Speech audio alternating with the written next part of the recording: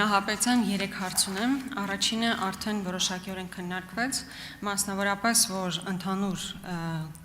գործերը, որոնք որ ավարտին են հասվել 890-ը,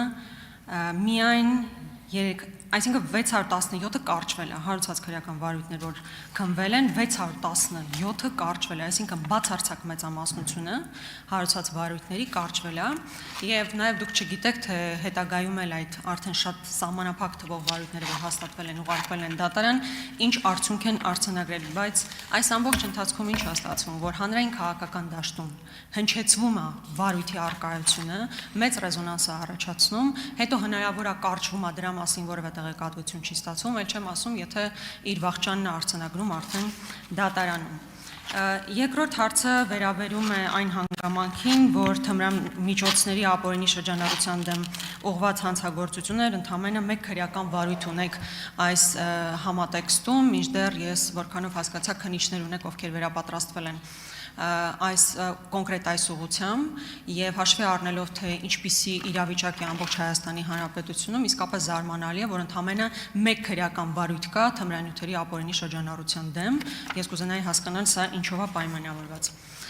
Երրորդ հարցը վերաբերում է վերջերս Ինֆոկոմի կողմից հրապարակված մի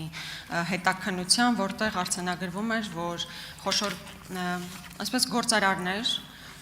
մաքսային արտոնություններ են ստանում, որից հետո գումարներ են մուծում կամ ԿՊ կուսակցությանը կամ Իմ քայլը հիմնադրամին։ Այդ հրապարակային կա, վստահ եմ, որ տեսել եք, ուզում եմ հասկանալ ինչ վերաբերմունք ունեք այս քննության մասով եւ արդյոք որևէ վարույթ հարուցվել է տվյալ հետաքննության առնչվող։ Շնորհակալ եմ, Տիկին Գրիգորյան, կարճված վարույթների մասով հարցադրմանը պատասխանեմ, նախ ասեմ, որ այս մասով առանցին հաղորդման մեջ մաս է հատկացված եւ հստակ նշված է, թե կարճված վարույթներից քանիսն են կարճվել արտարացման հիմքերով եւ քանիսն են կարճվել ոչ արտարացման հիմքերով, քանի որ մենք ունենք օրենսդրության բազմաթիվ իրավական հնարավորությունները, երբ որ նախաքննության ընթացքում հիմնավորվում է անձի կատարած հանցանքը, բայց ինչ-ինչ պատճառներով, օրինակ վաղեմիջյան ժամկետները անցնելու կամ գործուն զղջալու կամ այլ իրավական մեխանիզմների շնորհիվ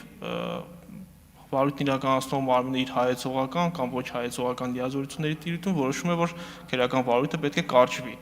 Այսինքն ունենում ենք հաստատված հանցագործության դեպք, բայց այդ դեպքով օրենսդրական համապատասխան հիմնավորումների արդյունքում գործը դատարան չի ուղարկվում եւ այս մասով առանձին վիճակագրություն է նշվել եւ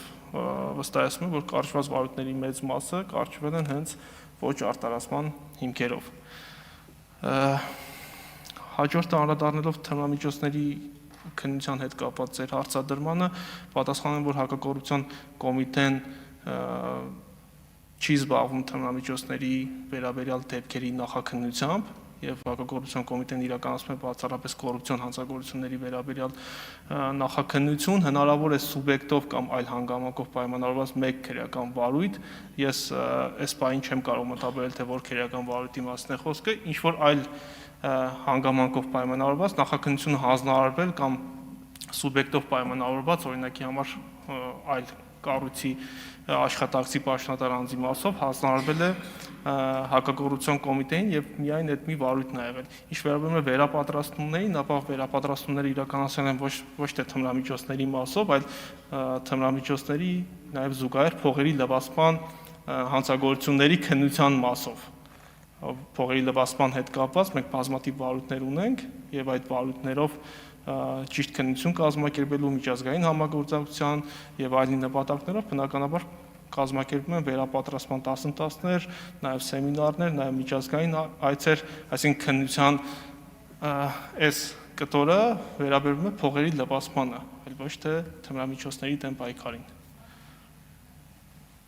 Արձագանք։ Երրորդ հարցի հետ կապված ես կոնկրետ դեպքի հանգամանքներ չքննարկեմ, Տիկին Գրիգորյան, բայց վստահեցնում եմ, որ եթե ունենում ենք տվյալներ հանցագործության վերաբերյալ, եթե ունենում ենք պատշաճ հաղորդում հանցագործության վերաբերյալ, իրավական ընթացակարգ սկսվում է եւ այդ իրավական ընթացակարգով համապատասխան դատավարական որոշումներ կայացվում են։ Շնորհակալություն։ Արձագանք։